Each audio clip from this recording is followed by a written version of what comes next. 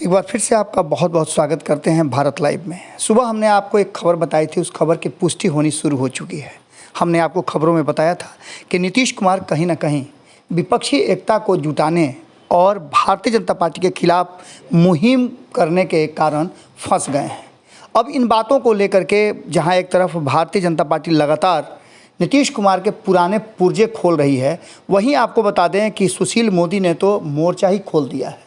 इससे पहले आपको बता दें कि सुशील मोदी ने देश की जनता को एक संदेश दिया था कि देश को एक दशक में 6 पीएम देने वाले लोग एक साथ लौटना चाहते हैं और ये देश को कभी स्थिर नहीं रह सकते हैं। मोदी ने कहा कि कांग्रेस और राहुल गांधी के पुरखों ने धार्मिक नफरत के कारण भारत का बंटवारा किया, ऐसे लोगों को साथ कैसे दिया जा सकता है। उन्होंने कहा कि हमने वादा किया था धारा 370 लगाने का, उसे हमने पूरा किया। हमने वो बातें जो कही थी वो सब पूरा कर दिया है और हम देश को एक अलग तरह से एक सूत्र में पिरोने की कोशिश कर रहे हैं।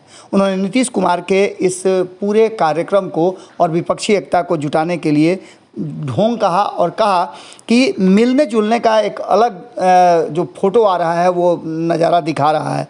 जहां तक केजरीवाल, ममता बनर्जी और वाम दल क्या कांग्रेस के साथ आएंगे, इस बात को लेकर के सवाल खड़ा किया है। और सवाल ये भी खड़ा किया है कि एक दूसरे के विरुद्ध लड़ने वाले दल आखिर एक मंच पर कैसे आएंगे। इसके साथ ही बात यहीं तक नहीं रुकी। सुशील मोदी ने और भी कई पुराने पत्ते खोले हैं। उन्होंने कहा कि जो व्यक्ति जॉर्ज शरद यादव आरसीपी को अपमानित करता हो, अपने ही पार्टी के अध्यक्ष को निकाल बाहर करता हो, उन्हें अपने लोगों से जलील करवाता हो, वो दूसरे के साथ कैसे ठीक से रह सकता है। नीतीश कुमार की यही यूएसपी रही है कि वो टिक करके कभी नहीं रहते हैं। दिल्ली यात्रा को लेकर के वो फोटो सेशन करा रहे हैं और इसके पीछे उनकी मंशा क्या है ये भी हम बता रहे हैं। सुशील मोदी ने कहा है, उन्होंने स्पष्ट तरीके से कहा है कि नीतीश कुमार कोई भी काम ऐसा नहीं करते हैं जिसमें उनका स्वार्थ नहीं हो। आपने देखा कि किस तरह से वो बार बार भारतीय जनता पार्टी के साथ रह करके भारतीय जनता पार्टी के वोट बैंक पर अपना राज करते रहे हैं, लेकिन वो वक्त आ गया है जब उनके पास कोई आधार नहीं है। नीतीश कुमार जिस स्थिति में हैं और जिस यात्रा में निकले हुए हैं वो यात्रा कभी उनकी सफल होने वाली नहीं है। इतना ही नहीं, सुशील मोदी ने कहा है कि भारत जोड़ो यात्रा पर निकले राहुल गांधी भारत यात्रा पर निकले हैं तो इसका मतलब है कि परिवार जोड़ो यात्रा पर निकले हैं। और वही काम नीतीश कुमार लालू प्रसाद के इशारे पर कर रहे हैं। उन्हें ऐसा लग रहा है कि वो दिल्ली की गद्दी तक पहुंच जाएंगे, लेकिन ये उनका सपना कभी पूरा होने वाला नहीं है।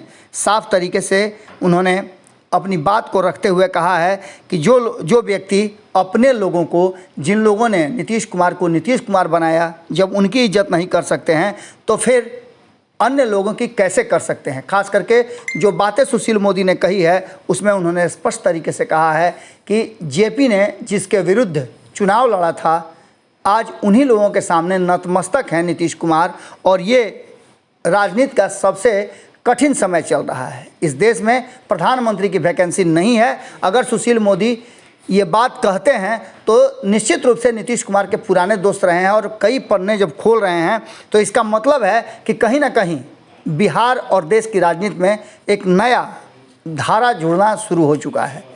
एक तरफ ये भी कहा जा सकता है कि भारतीय जनता पार्टी नीतीश कुमार के इस यात्रा को और विपक्षी एकता को एकजुट करने से डरी हुई भी है, लेकिन इन सारी बातों के बीच भारतीय जनता पार्टी कॉन्फिडेंट नज़र आ रही है और बिहार से शुरू करने वाले मुहिम का पूरी तरह से नज़ारा आप देख सकते हैं कि किस तरह से पूर्णिया में पूरी तैयारी चल रही है और सीमांचल से नीतीश कुमार को घेरने की कोशिश चल रही है। इसके साथ ही सुशील मोदी को पूरी छूट दे दी गई है और सुशील मोदी नीतीश कुमार का हर पुर्जा खोलने के लिए तैयार नज़र आ रहे हैं। देखना होगा कि आगे क्या कुछ होता है। जुड़े रहिए भारत लाइव के साथ। बहुत बहुत धन्यवाद। अगर ये वीडियो पसंद आई और वह बिहार के राजनीति और बिहारियत से सरोकार रखेनी तो सब्सक्राइब बटन दबा के चैनल के सब्सक्राइब कर ली। ओजे एगो घंटी बा, ओकरा बटन दबा देला से कुल सटीक और मारक खबर रुआ मुफ्त में मिल जाई। अगर रुआ पत्रकारिता के हमनी के नया प्रयोग में सहयोग कर चाहतानी तो ज्वाइन बटन दबा दी। पेटीएम नंबर नोट कर ली 9386816700। धन्यवाद।